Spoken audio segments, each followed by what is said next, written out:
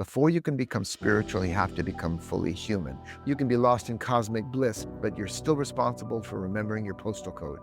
There is no best teacher, no best book, no best path, no best religion, philosophy, diet, or system of exercise. There's only the best for each of us at a given time of our life. Every one of us has a unique story.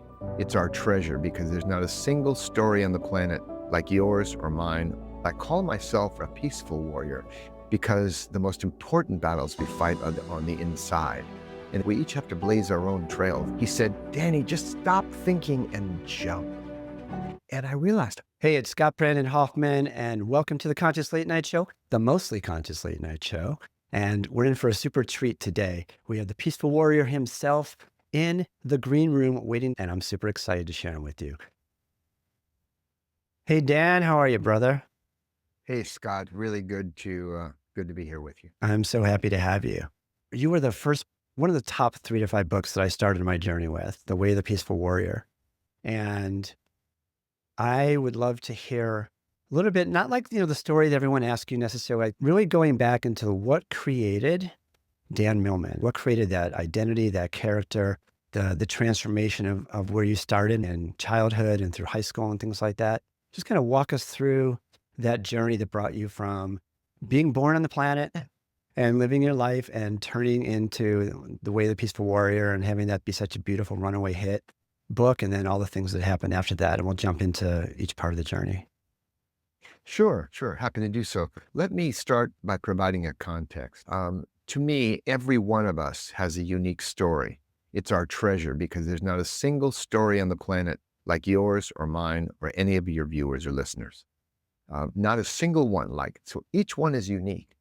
And so I want to value that and appreciate and acknowledge that our lives are a novel being written. So in the story of my life, which is just one of many, I remember chasing around a friend of mine when I was about 6 years old. He was streetwise. He was 9 years old. Steve Husaw. And that weekend, no one was around, and we used to love to climb around houses under construction when the skeleton of the house was up, all the 2x4s and everything. And so we climbed up to the roof. And of course, Steve naturally saw a big sand pile down below, about 20 feet below, and he leaped off, and so did a couple of his other friends. And I wanted to so badly. How many people have had that experience? I want to do something, but I was afraid. And I went to the edge and backed up, and I went to the edge. Finally, Steve yelled something to me that I never forgot. And it kind of became like a meme for my life. He said, Danny, just stop thinking and jump. And I realized I could do that. I could just go to the edge, bend my knees, lean forward, and push. And I did, and I soared and sunk up to my knees in the sand pile. And we did it for the next hour. We just climbed up and jumped off and so on. But that idea of stop thinking and jump was one of the factors that shaped my childhood, youth, and adolescence and adulthood. And this was very, very early on in your childhood, you were saying. Yeah, I was 6 years old. Yeah. But at the same time, I was small because my mother liked to work out in the world, and she got me into kindergarten just under the wire. So I was the youngest kid in kindergarten and first grade and second grade and all through my schooling. And because I was younger than the other kids, and also I was smaller in stature, which was great for gymnastics, not so good for basketball. But because of that, and the fact that I probably talked more than was good for me, a lifelong habit, I suppose, I attracted the attention of some bullies. And so in my new memoir called Peaceful Heart, Warrior Spirit, as you know, I describe how those bullies, really, I'm grateful to them today because they generated an interest in me in self-defense and the martial arts.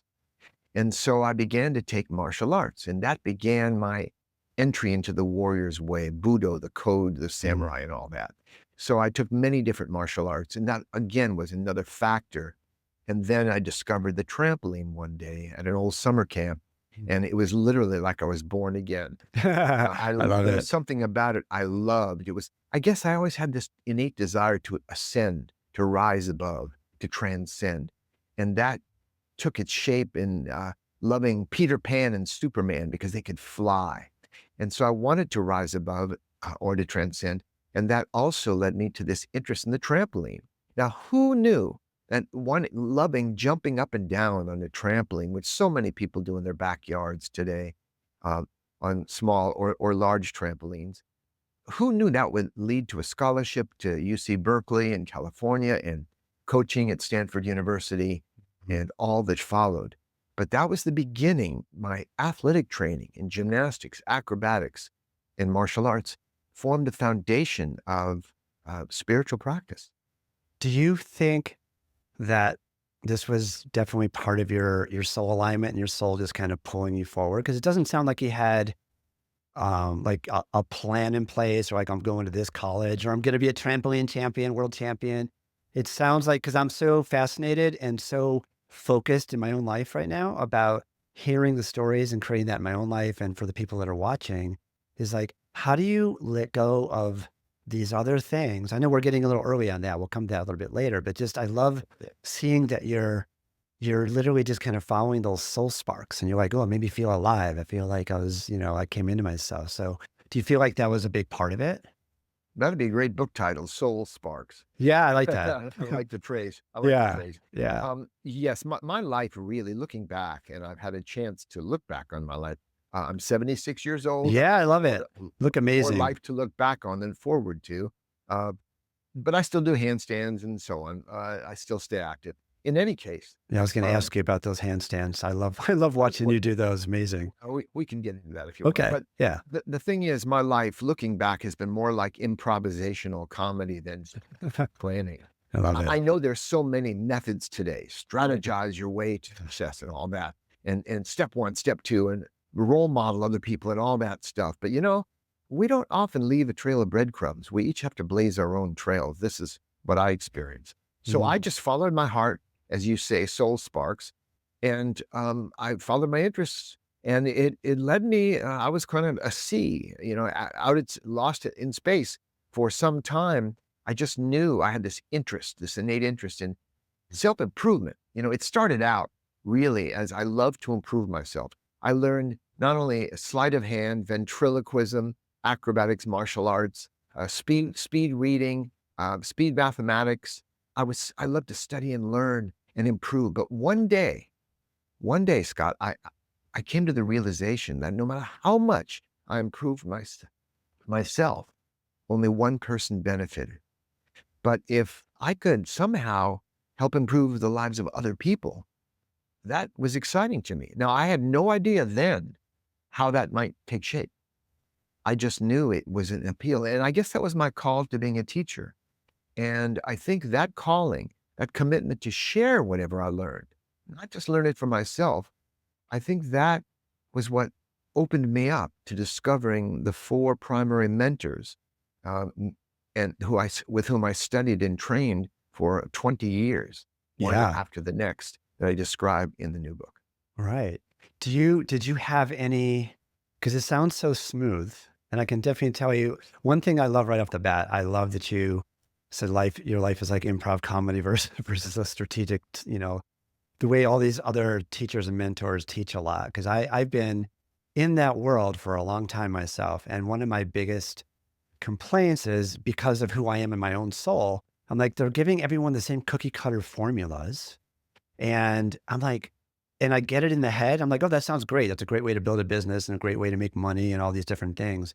And then in reality, my soul's like kicking and screaming and going, no, man, you're a creator. You're an artist type. You have a different energy and a different personality than like going out and being a used car salesman vibe. And I'm not giving anyone a hard time about the way they teach or the way they sell or any of that stuff, but it's not a one size fits all. And I really can feel that difference. So one thing I would love to ask you is, did you have any, because it sounds like you were so smooth, did you have any like big obstacles or challenges that got in the way of you hopping onto that? I'm sure you had a bunch because you're 76. So, but I mean, that were messing with your head, stopping your soul from taking that, just stop thinking and take the jump, take the leap. Well, sure. Like anybody, I faced self-doubt, Mhm. elements of insecurity, and so on, internal obstacles and external. In fact, I wrote a line for Nick Nolte in the Peaceful Warrior movie adaptation of my first book. I love that. In the trailer, actually, he says, I call myself a warrior, a peaceful warrior, because the most important battles we fight are on the inside. And again, with the demons of self-doubt, insecurity. So we have those inner blocks, but we also have external things. After training in gymnastics for 10 years, as anybody knows who's read Way of the Peaceful Warrior or seen the movie, I shattered my right femur, my thigh bone, in a motorcycle crash, which just severely disrupted my life, not to mention my body, and it was quite painful Mhm. and so on. But it's funny. I don't know if I'd be speaking with you today if that hadn't happened. It shook me up, and it sent me in a different direction. I started asking bigger questions, and during the long and difficult rehabilitation, in which case that was kind of a comeback story. I was able to come back and help my team win the first national collegiate gymnastics championships for Cal, as related my first book. Um, During that time, I started looking around and looking inside more. Where is happiness? Where's meaning? How Mm. can I make a difference? Because I believe most of us are not just looking to be happy. I used to think that. I thought that was the key, Right. because anything we seem to want, what's represented is it'll make me happy. Um, but to me, I think we're looking for meaning and purpose and direction and worth, a sense our life counts for something. So I started looking for those things. And that search led me around the world and again studying with four teachers. One I call the professor, one I call the guru. That was almost 8 years of Mm. time Mm. with this teacher. One I call the warrior priest, and finally the sage. And I came full circle. They're Love it. radically different approaches to the quest for happiness, for meaning, for peace. Mm. It's funny. I have to share this, and I may have to put on my glasses, but there's a quote from the warrior priest that I have. Is it okay if I share it? Because I Sure. think it's a beautiful thing. And then I'd love to hear the journey of each of those Yeah. arcs. Yeah. I have to put on my glasses, man. Yeah. Um, the next morning, we filled into the space and sat around the room. My mouth was dry and cottony. The sensation was even more intense than in my competition days. This wasn't about performing a routine, but about facing the warrior priest, who entered as relaxed as ever. He began with a few words. I'll paraphrase. This test isn't just about knife fighting skill, but about how you face your doubt, your insecurity, and your fear. The question you'll answer with your body, and I get chills when the question you answer with your body is this: can you make the necessary shift to not only pass the test, but to live more fully? I get chills on that one because I love, and that's what I was going to ask you about is like, do you believe, first of all, that life happens for you and not to you? And also, I know you talk about life being a mirror, or maybe he was talking about life being a mirror. And I'd love to get your take on that moment and how that relates to life in general. Sure. You raised so many important issues here. Let me just start by saying the context is that I was in an advanced training and my wife Joy accompanied me. We've been married 46 years. She's been through all the four mentors with me. In fact, she sprinkles her commentary in I the see memo that. as I love well. it. My mother's name was Yeah. Joy too, so I had my Oh, heart warmed. really? Well, Yeah. that's great. Yeah. Well, so she also took that test, and it was a knife test. We trained for several weeks in this advanced training on the island of Maui in Hawaii, Mhm. um, and the culmination was this graduation test, and it felt like we were fighting for our lives, though they weren't really at risk. It was a steel knife he was attacking us with Right. again and again, but it wasn't sharp, so nobody got killed. Some people failed the test. Most of us ended up passing. But the key, and I taught this training, by the way, myself later on for about 14 years. And people came from all over the world. I don't teach it anymore for various reasons, just it was so intense.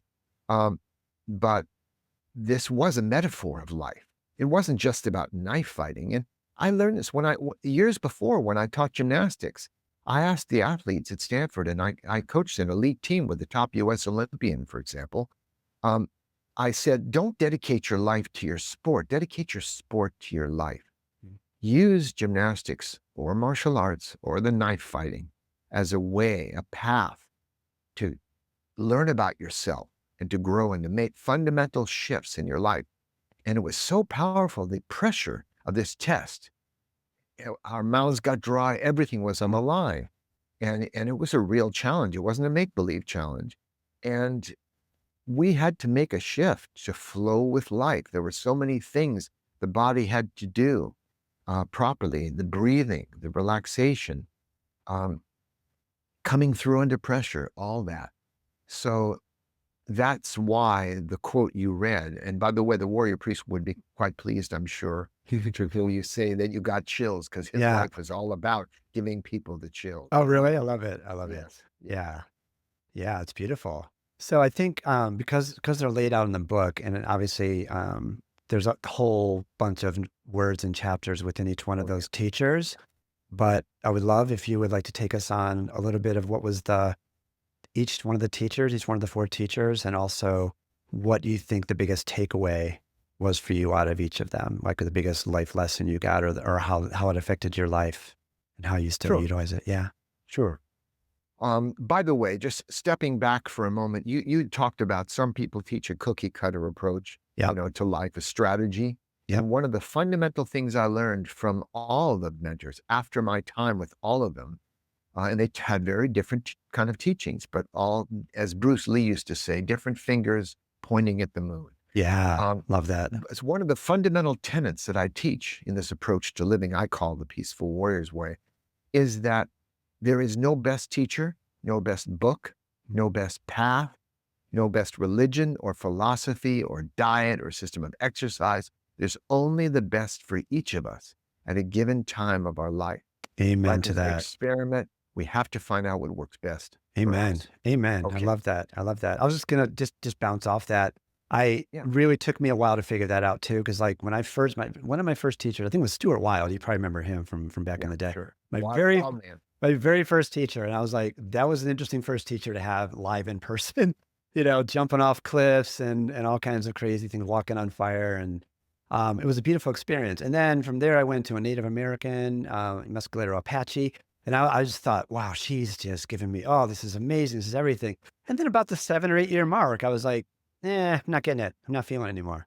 And it just kept going and progressing, going and progressing. Different teachers, different times, Eastern philosophy, Western, like just, it's a journey. And it's like your soul just kind of tells you, like, this is what we need, this is what we want.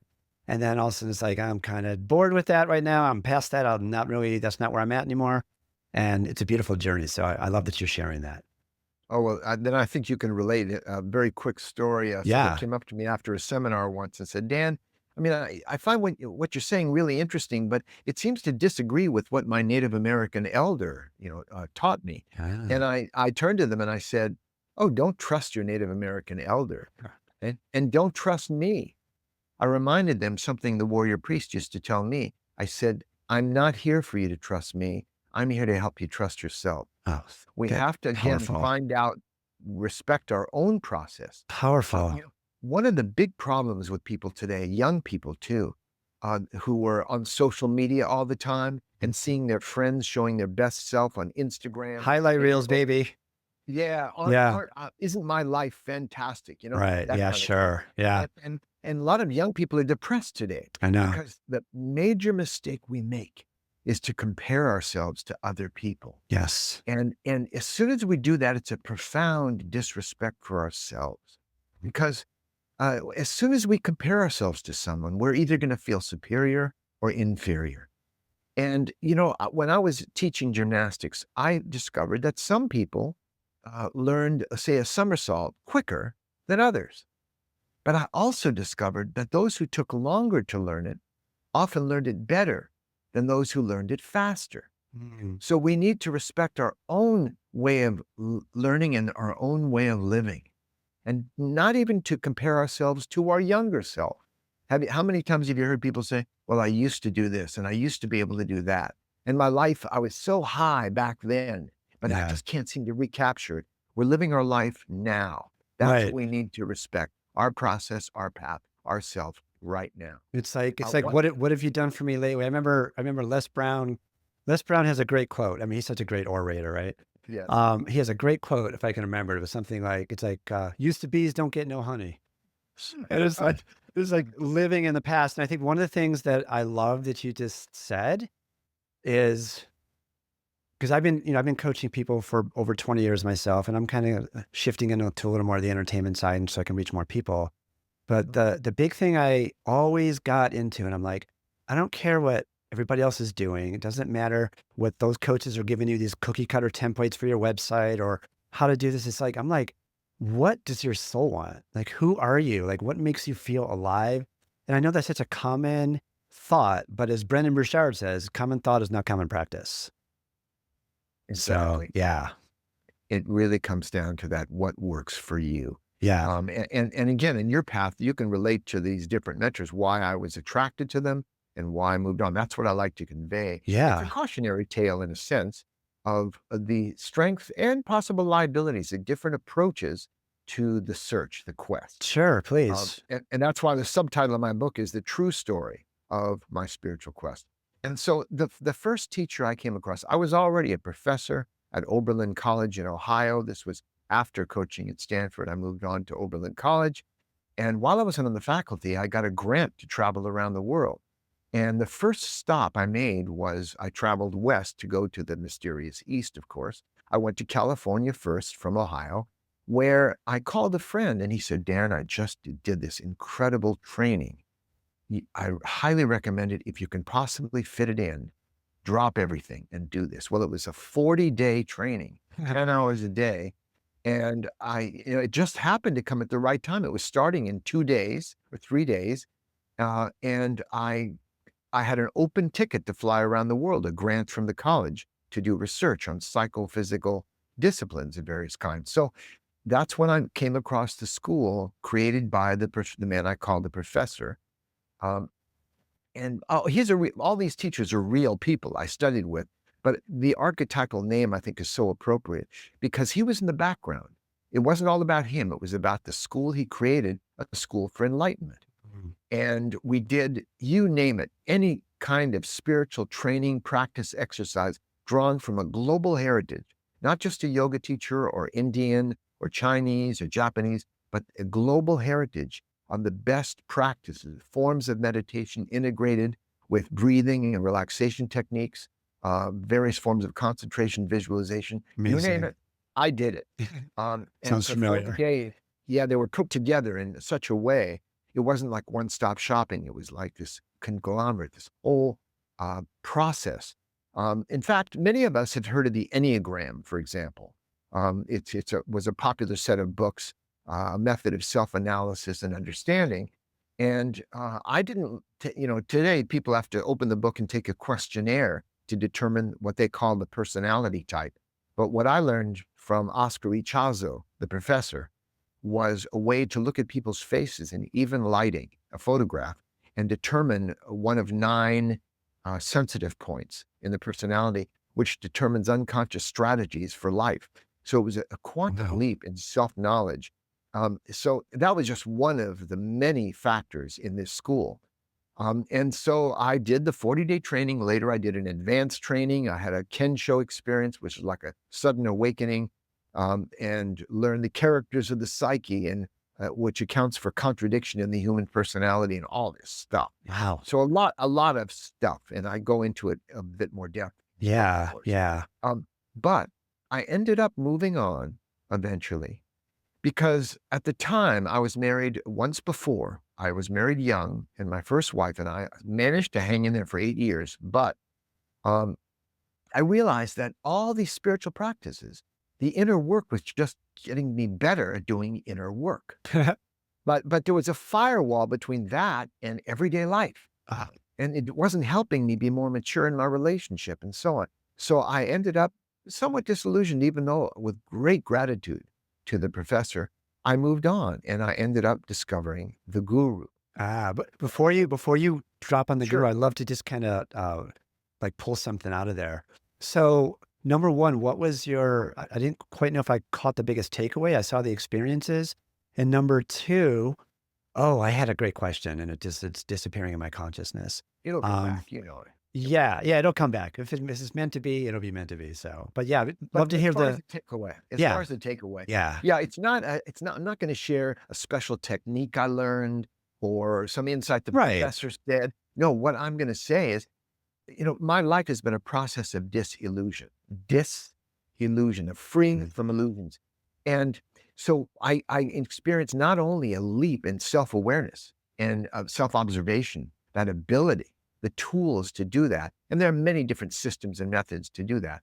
Um, but it helped me to move on Ah, because many people, take one martial art and that's what they study their whole life. Well, I've right. studied numerous martial arts, which Mhm. gave me a perspective and a breadth of understanding. And the same thing, that was the gift of the professor. It came back to That me too, and it came Good. back to me. I So, figured it would. yeah, it Yeah. came back to me when you said it. So, what you said was that really resonated with me. Like there was a good chunk of time because I used to be a stock options trader. I made like $1 million right out of the gates, and I was like having a nervous breakdown.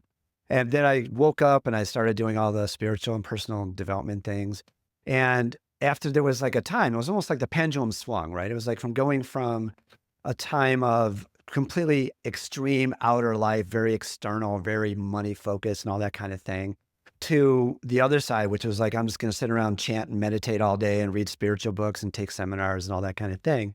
And I think what I got to a point, and I even wrote a comedy sketch, speaking of improv comedy, I wrote a sketch about this idea of like this guy sitting on his couch, watching The Secret and chanting while the movers are taking all his stuff, repossessing his furniture, his TV.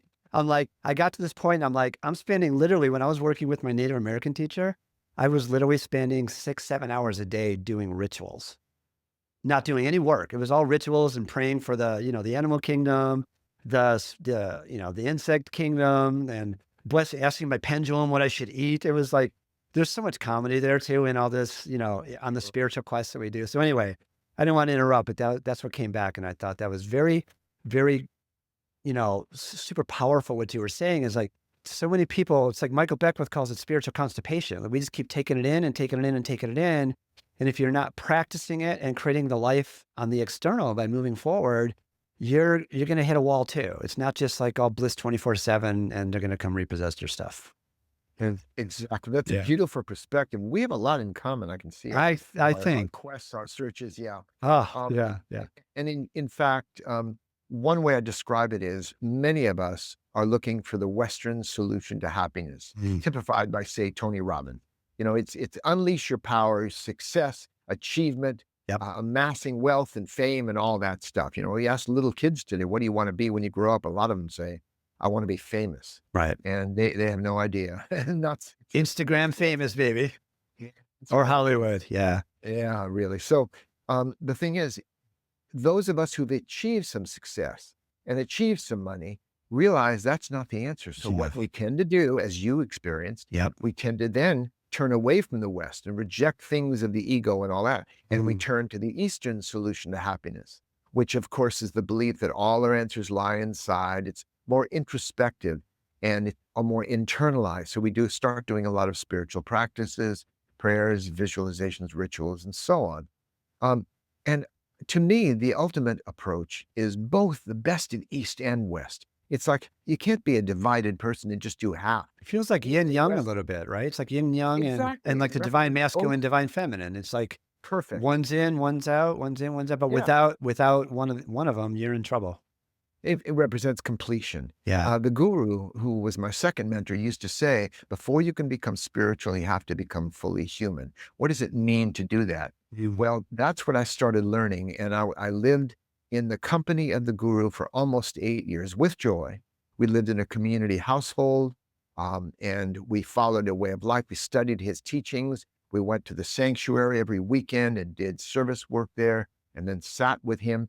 See, he was radically different from the professor. It was all about training and exercise, and you'll benefit according to the work you put into it, which made a lot of sense. But yeah. when I became disillusioned with just the technological approach, the guru once said, "I'd rather beat you with a stick than tell you to meditate your way to enlighten." He was not about techniques. Yeah. He was about a relationship with the divine directly. Mm, And he was able to transmit that siddhi, as he called it, that power, that force. And that's why he attracted a great community of really nice and many extremely bright people. And in Northern California primarily, but then all over the world. He had the mojo. He was creative, funny, brilliant. The books are still just unparalleled. Some of the mm. books he wrote on various topics. And I have information about that at my website, or people who read the memoir. There's a link at the end to give people that information. I wanted to provide it for those who've already read the book. Sure. But in their books and so on, as great resources. By the way, remember, I had some heavy hitting teachers, but I'm not saying they were the best, only the best for me at the Right. time. Right. In that Because moment. Yeah. in that And moment, I think, and in I that think era. isn't there also, I think this is part of the journey. And again, right. Individual, whatever anybody wants and needs. Sometimes you need a little swift kick in the ass from a warrior kind of guru person or a Right. teacher or whoever versus like if you're sitting around and chanting and meditating all day and nothing's happening in your life and you're like, you're not happy other than like the moments you're blissed out, Right. then, you might need a little get out in the world and kick some butt type of energy Yep, and like follow that soul vibe and like, let's go, exactly. let's go. So I Ram appreciate Dass. your journey is, I mean, I'm just in Yeah. awe. It's like, we're like kindred soul brothers, which I had a feeling. Yeah, yeah. Wow, I'm discovering that. Well, it's like Ram Dass said. He said, "You think you're enlightened? Go home and visit some mom and dads." Yeah, for sure. I can't do that anymore, I'm sure. But yeah, but I remember, boy, that'll wake you up fast. Or he also said, "You can be lost in cosmic bliss, but you're still responsible for remembering your postal code." So, and He the was way great. He was great. the way I put it is, and again, the peaceful warrior's way is, it's about having our head in the clouds, but our feet on the ground. Yeah. That's a stretch for many of us. So it's not just about the private blisses and experiences we may have meditating and whatnot. It's also about functioning in life. And that's why, the head in the clouds, feet on the ground part. So it's the best of both worlds. You were going to say? Yeah. Do you have, you were like, it's like you saw my lips started to talk. Do you have something, a practice that you've done that you feel like it's almost like how I forgot the quote from Jesus. I'm like a spiritual guy, so I just kind of follow all different things. But I remember Sure. it was be of what is it, be of this earth, but or beyond the earth, but not of it, or something like that. So do Well, you yeah. when you're talking head in the clouds and feet on the ground, so you want to be grounded, but you want to have, it sounds like, if I'm interpreting it correctly, is having like your heart and your connection to source energy Right. and let that be embodied into the physical and come out and live humanity. Do you have a Exactly. practice like that that actually helps you feel good, like where you're feeling connected to spirit all the time or a good chunk of it while you're Sure, doing sure. all the physical? I'd love to hear that. Yeah, at the very beginning of Peaceful Heart Warrior Spirit, I have one page defining some popular terms like enlightenment, spirituality, Hmm. because I think it's important, because the word spiritual is, like the word love. Many people have different interpretations. Yeah. I once asked my daughter when she was 10 years old and a voracious reader. I asked her what were her favorite spiritual books, and she gave me a list the next day, and not a single one of those spiritual books was anything about New Age or metaphysics or the occult or Right. religion. Mm, What they were about, they were books that inspired and uplifted her. I And love it. that's to me what spirituality, to be inspired, to breathe deeply Yeah. and breathe in spirit. The practice that I teach and that I Yeah. learned studying with all four mentors that I eventually merged with was my school, my ashram is everyday life. Mhm. That's the arena of the peaceful warrior. Yeah, I Uh, remember. I remember. a man came to me once after reading my first book and said, or maybe he heard a lecture by me, but he said, "Dan, I'm really excited now about spiritual practice, but how can I take the time? I have a wife and three kids and a full-time job." And he came to understand that his wife, his children, and his full-time job were his primary spiritual practices. They will Yeah. demand more and develop him more than sitting in a cave somewhere and meditating. I know because I've done 100%. both. Yeah, Yeah. 100%. I was going to say I think that's such a juicy piece of our life because I know I went through a stage in my life where I felt like I was, I was just in a place where I'm like, I was starting to read certain books that were starting to mess with me. I won't mention what they are because I don't want to get anybody in trouble. And I was like, what's the point? Like, what's the point? It's like, I really just want to ascend and get out of here. Like, I want to go home. Right. Cause it can be heavy here. It can be really heavy. And Mhm. obviously you need to know how to use the tools and how to give yourself, it sounds like a lot what you're talking about is like getting into that higher vibration too. So you feel the joy and be inspired. But I think I went through this thing where I was reading a book where it's like, oh, everything's a prop. Every person's a supporting actor in your play. And there's truth to all that at the higher quantum physics level. Like I definitely have those visions all the time. But I think at some point you either got to ask yourself, are we here for a reason or are we here because this is hell and we're supposed to escape and go home so we don't have to keep coming back or whatever? So there's all these different, this is the curse and the blessing of having all these different lineage Yeah. teachings, right? Because it's like, Right. what's correct? And you got to keep asking yourself what feels right and what's aligned and what's true for me. Well, in the old days before smartphones and before the internet, that old saying, if you have one watch, you always know what time it is. If you have two or three or four watches, you're never sure. They're all slightly different. So you have different teachers So saying different true. So things. true. How do you sort out what's true? You find out what works for you, Right. what makes sense to you. Because today, in this era of post-truth, we really need to do it. We need to sort the illusions from the reality. What's Yeah. real? What's grounded? Evidence-based, hopefully. Yeah. I'm a big fan of the scientific method. It pulled us out of the dark ages of superstition. Today, we have ways to test with placebo and so on, whether something works better than a placebo. We have ways to measure, and science is always changing and guessing and trying and refining what they learn.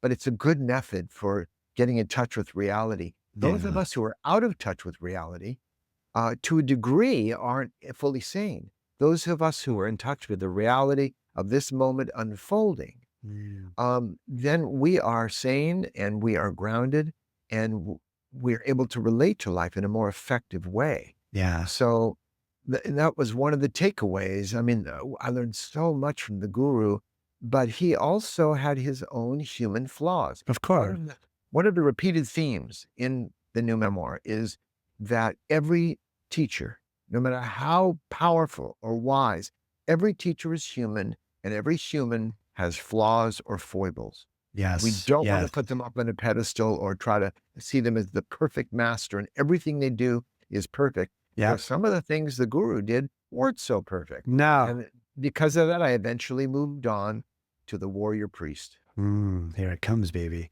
Yeah, I was going to say that's what happened to me with with the Native American teacher as well. It was like, it's like I thought she was God and she knew everything and she could give me all my answers. Like I was at that point in my life. I don't know if you went through this part.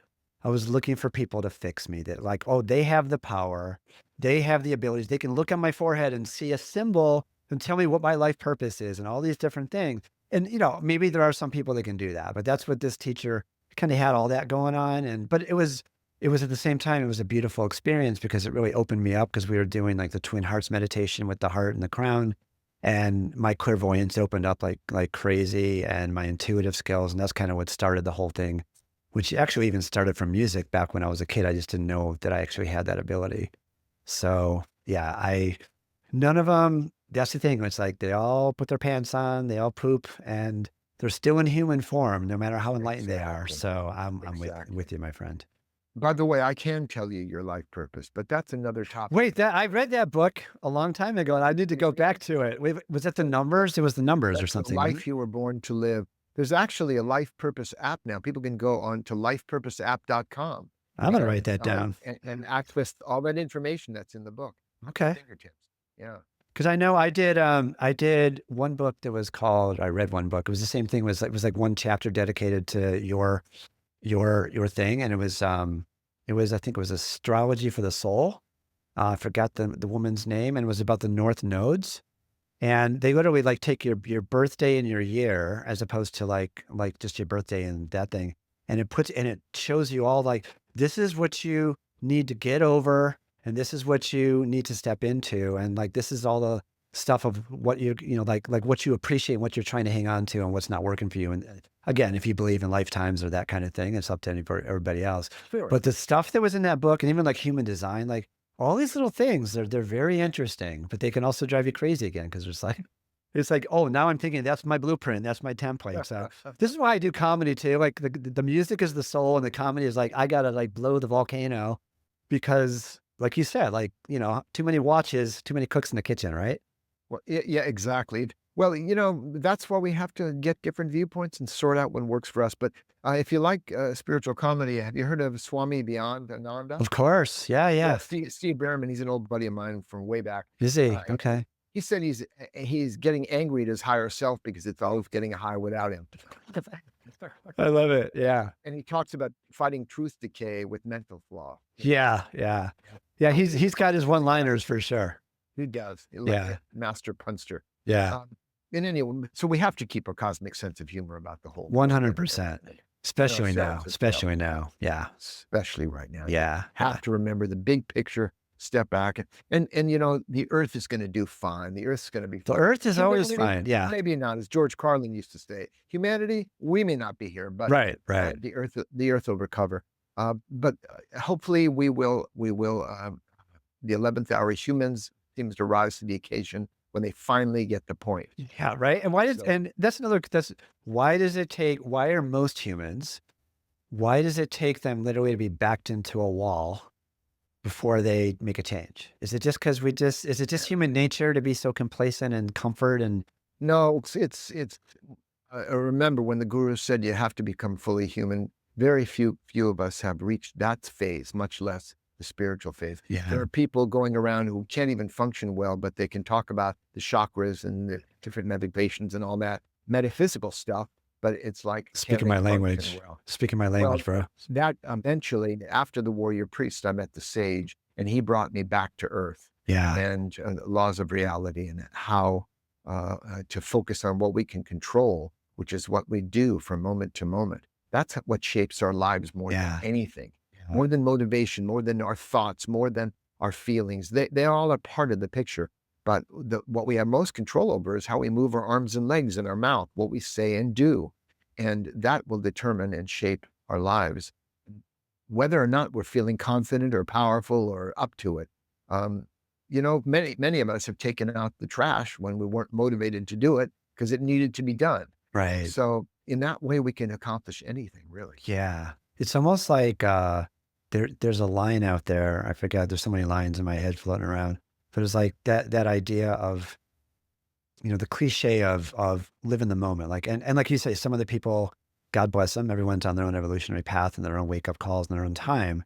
But Sure. it's like that call of hey, just live in the moment. It's like, but again, it's like embody that. Can you embody that and actually experience what it feels like to be out of your head and into your heart and into this moment and actually live from that place of intuition and that bubbling brook of joy that literally is there if you just give it a moment to be there. And it's not And easy, but it's a great practice.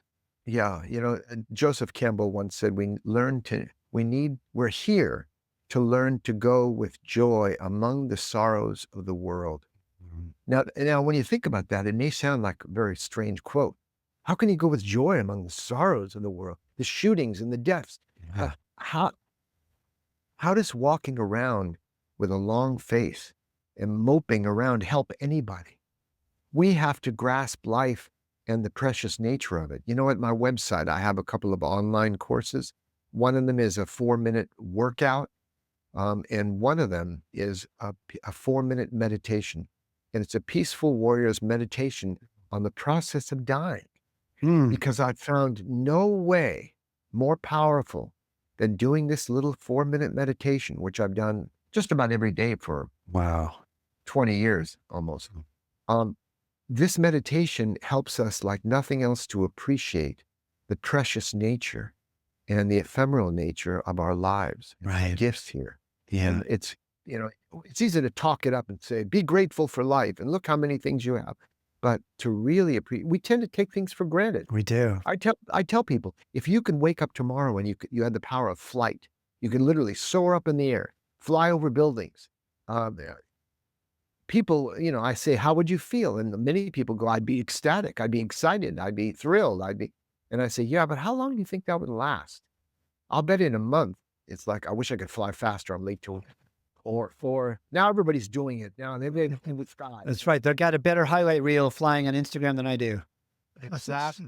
Yeah. So, and that's how we take for granted seeing, hearing, feeling, touching, time, um, relationships, even the challenging ones. Daily life is a form of spiritual weight training. One of the things I learned along the way. And if we don't lift any weights, we don't get any stronger. We don't have to look for adversity. It finds us. Life has its difficulties. But if we look back on the difficulties we've had, we see that we're a little stronger and a little wiser for having gone through that. Yeah, So for sure. we have to appreciate even the adversities, even the challenges Yeah. in daily life, because they're here to teach us. Yeah, and that's, it's like the big message that I always get with all this stuff is how, it's like, again, from reading a lot of books and hearing from a lot of teachers and starting to practice it and embody it. And really, that there's that old line out there, it's love what is, right? Love what is, because you can't argue with what is. So instead of, yes, you can change it, but first, like, stop fighting it and stop resisting it and stop being in that place of like, oh, I hate that. I hate that. I don't want that. I can't stand that. And just open your heart and realize that it's here for you. And it is a big lesson. And again, I don't think everyone learns this at 13. It'd be great if they did in school. That Sure. that life happens for you and literally everything is your teacher, because really life is just a mirror of your own inner universe, And that was one of the teachers who was the teacher to my Native American. He was fun. I forgot his name. He was a direct part of the lineage of Yogananda, and he was always laughing. And one of the things he said, he told us these great stories about, like, you're a bird and like if you see a nest up in the tree and you fly up to the tree and you look, I made it. I finally made it. And then you're like flapping your wings and you look up and there's another nest above there, and it just goes on and on and on. But one of the greatest things he taught was that everything is funny, because the reason masters laugh so much is they can see the drama of humanity. That's not without compassion. It's not without empathy, because like that's our humanity and our human form, how we connect with that. But really understanding that like we're all spiritual beings who strapped on human suits to come play this game.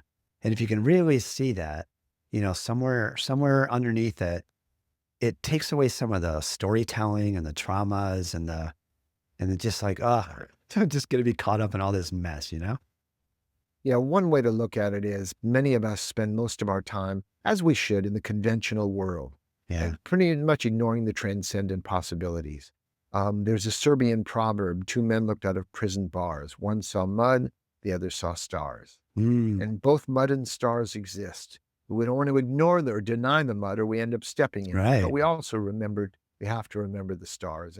And many of us, we spend our lives at the base of a mountain, looking in the weeds down at the base of the mountain, and we're looking at bugs and the dramas going on, the little picture. Mm, And suddenly we find ourselves one day, through circumstance or good fortune or grace, we find ourselves at the mountaintop, and we look around at the panoramic vista, because everything is more beautiful in the yeah. distance. Yeah. And that's the transcendent moment where we see the bigger picture. Yeah. And the ability to leap to that, even in the midst of everyday life when you need it, can help you take a deep breath and relax. Yeah. That Go nervous back to the system. present. That nervous system seems to be, I know, Dispenza talks about that a lot. Like humanity has lived our lives so much with the fear of fight or flight, that our nervous systems never get a break. Most people don't get breaks. And that's why they end up getting all these diseases and get their butts kicked with, because they haven't learned to like if you watch animals in nature,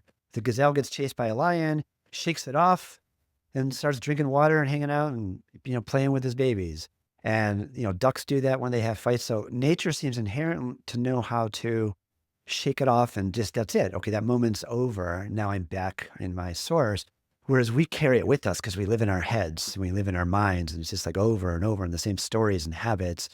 And, having those moments of like being able to and this is something that I embraced probably about 5 or 6 years ago. I finally started to learn to love the shadow, love the darkness, love those pieces of yourself, and literally sit in meditation and let them talk to you and love them like a little inner child. Mhm. And they'll stop haunting you because they just want to be heard. It's not who you are. And I think we get caught up thinking that this is who we are. This is me. This is my identity. And I think one of the worst things we can do, and there's two schools of thought, because this is again, the multiple teachers, cooks in the kitchen, right? It's like one says, don't have an identity because you're infinite. And then other people, I won't mention names, will be like, you have to name your identity so you can be it in the world. And it's like, back to comedy. Yes, so that's a certain paradox, isn't it? We hear these opposites that are both true in their own way, in their own time. Yeah. But again, it comes down Different to moments. simple things. I'm a strong believer in simple, practical things. For example, just the phrase, how many of us say routinely, I have to do this. I have to go to work. Oh, I have to pick up this person. I have to take care of my mother, whatever it is. Instead of we just change one word, I get to. Yes. I get to take care of my mother. I get to go to work. Just Yes. change that one word can change our attitude and our approach to life. Yeah, it We shifts your get entire while we energy. live. Yeah. Exactly. Yeah. And it is. It's true because it's like not every it's like, it's like me being someone who's like I've had dreams of being a rock star because I'm a singer-songwriter, spoken word poetry, comedian, like all these different art forms. And I love doing this kind of thing because I love connecting with people, building relationships, and I have a gift for talking just like you do. And, and I always was looking out there and go, oh, I want to be this rock star thing. And then I realized it's like, do you know what it takes to be a rock star? Or do you know what it takes to make a film? Do you know what goes into making a film when you look at all those credits at the end? Because I love storytelling. Like I love filmmaking. I love telling the stories and writing the characters and the voices and all those things. And that's what's been hard with my life because I have multiple prongs in my gifts. It's not just like one path on it. It's like all these Mhm. different creative expressions. And so I'm like that's why I call myself more of an entertainer because I'm certainly not going to be perfect at any one of those because I'm not putting my entire life into one path. But at the same time, like part of that and part of this, even that we're doing this show, I have a method. I just kind of coined it myself because I needed it called creating out loud, which is what the name of the event is that I was doing. And and I wrote down that quote from you and you brought it right up. It was like, stop thinking and jump. And I think one of the two biggest problems in the world, and I'd love to hear your take on this too. I think two very big problems are number one, people live in their heads. They're completely disconnected from their hearts and their souls. So they forget what that energy and what that truth really feels like inside them. And they're listening to too many people like we've all done. And I'm very guilty of that. And the other one is not actually trusting that and taking the action and diving in without being ready, without being perfect. Mhm. So I'd be Yeah. curious what your take is They on that. say that the perfect is the enemy of the good. Yeah. My daughter and I, she's a writer now as well. And we wrote a book called The Creative Compass. And in that book, Mhm. one of the chapters is titled Permit Yourself to Write Badly so that you Mhm. may one day write well. And yeah, I learned to ride a unicycle when I was 60 years old. And I learned two things from my struggles for 3 weeks until I could ride figure eights around a tennis court. Yeah. I learned that everything is difficult until it becomes easy. And I Yeah. also learned that sometimes the so-called bad days are the times where the learning is really happening. And Right. it usually you make a jump the following day when you're going through these days where you don't know what you're doing anymore Yeah. and Yeah. everything feels confusing. So that's all part of the process. Yeah. I believe faith, faith, faith is the courage to live as if everything that arises we can use for our highest good in learning. Yeah. I love that. I love that. It's so powerful and so true. Like even this journey of learning this software that I'm using and setting up a studio. I went from Zoom, which I'm like, I could have saved myself so much suffering that I had to go through. And I was like, I had to learn all this stuff. And I got to learn all this stuff. And, and now Yeah. flash forward 2 or 3 weeks later, I'm like, it's a pretty cool setup. I've got this lighting behind me now. I've got Yeah. this, being able to have like a TV studio directing thing going on by myself. Eventually I'll be like Lewis and have somebody else push the button so I could just be here. And I had to learn all these things and I hit all these blocks and I kept hearing and see, this is where all the leadership teachers come in. I kept hearing all their voices in my head. It's like, no, learn the skill. When you learn a skill, you become bigger, you become greater. And it's like, there's nothing stopping you but that new skill and what's in the gap, you know, A great metaphor for life. and not giving up. So one other question I would love to, actually a couple quick ones, and then we can do a wrap is number one, you've written how many books now? Is it 16, 17, 18? 18. 18. Okay. I was close in that ballpark. Are they, I mean, I'm sure that they've been spread out over the years, but it's like, is that a cathartic process for you? Is that like, do you consider yourself a creator, an artist of any type, or is it just a self-expression, a way of you, getting out lessons or feelings or stories? Like, how does that sit with you? Well, I was called to teach, and writing is one way, speaking is another. I do both. Got it. So it's just a method.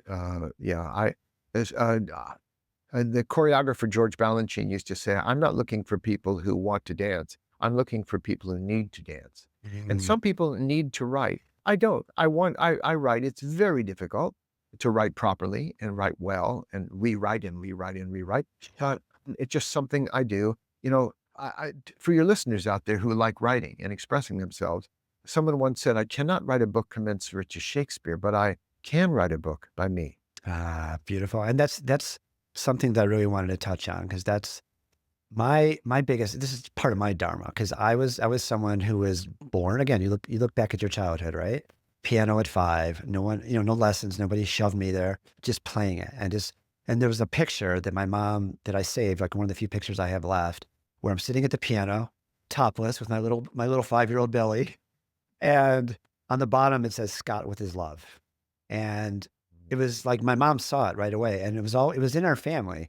And then photography, it was like in those days I had a dark room and I was like, go out, and I got started to get hired by people in the neighborhood to like take pictures of their kids and their families and their pets and different stuff. And it was like, and I was always the one coming in and making everybody laugh and making people feel. And then at the same time, I was very introspective. So I had that deeply conscious connected where I'd play piano for 4 and 5 hours straight with my eyes closed, literally just play with my eyes closed, improv, and see all these colors and in my third eye popping open and my body disappearing. Like I had no idea what was happening. I just knew Oh, that was my way to get away from some of the discomfort in my house. Like, and oh, I raised fish and plants. Like everything was very nature oriented, fun and crazy, and and creative. And I ended up getting a finance degree and becoming a stock trader because that's what the world told me to do. And that's what my father, like, be successful, go make money, da, da.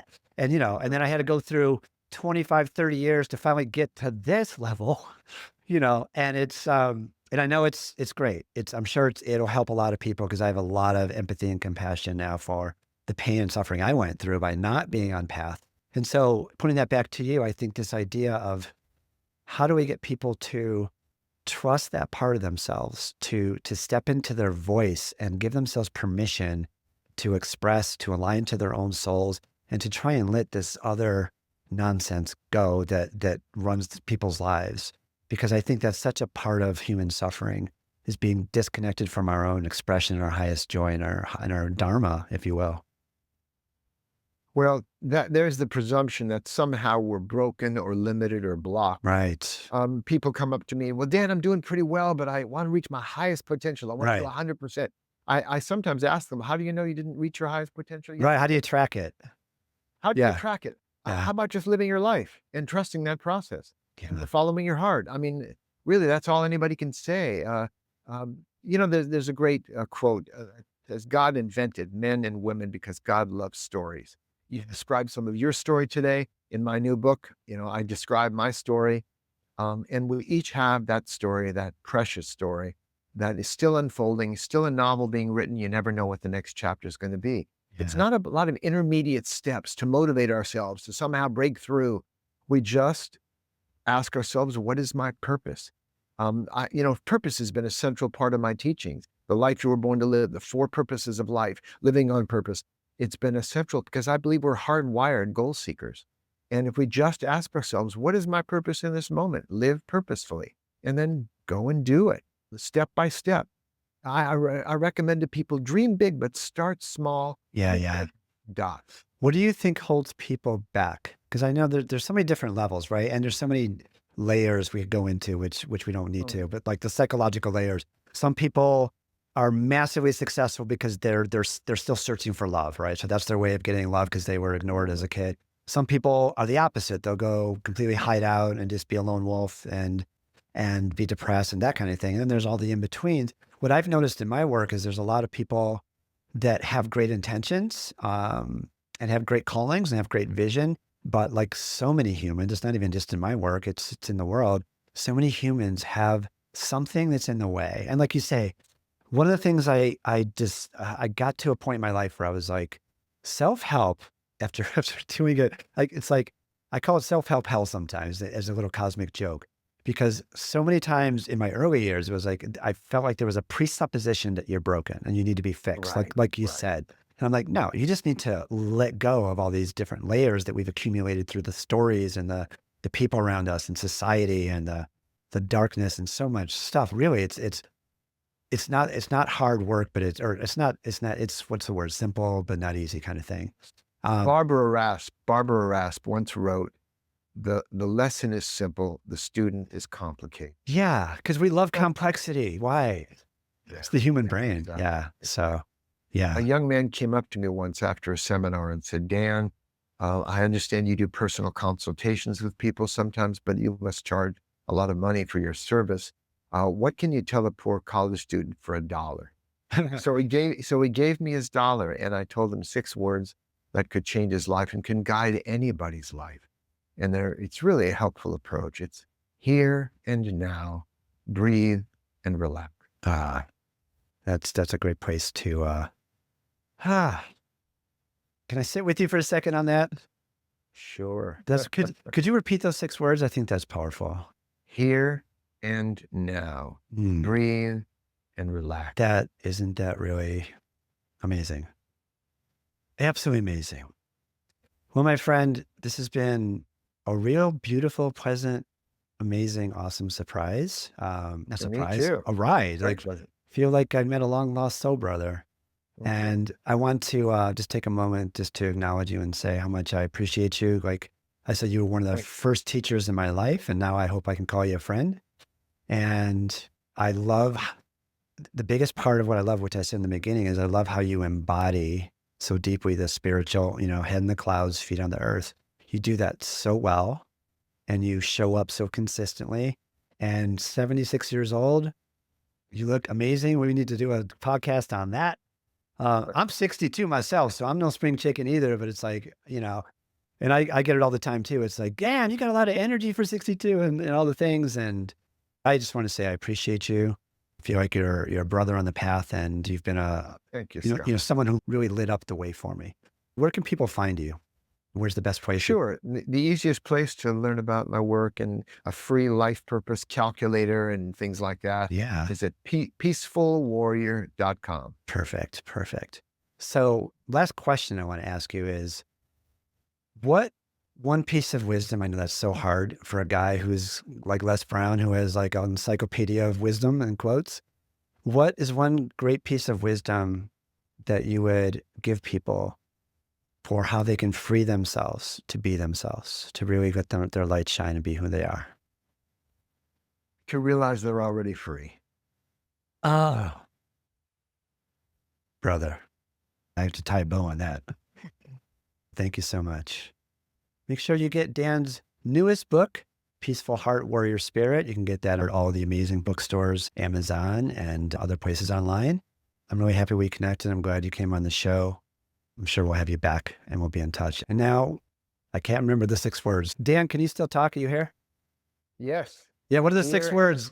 Be here. here and now, breathe and relax. Ah, so beautiful. And with that, we will say, I see you. I believe in you. Turn your lights on and shine your light in the world. Go create out loud because we need you. Much love. See you next time.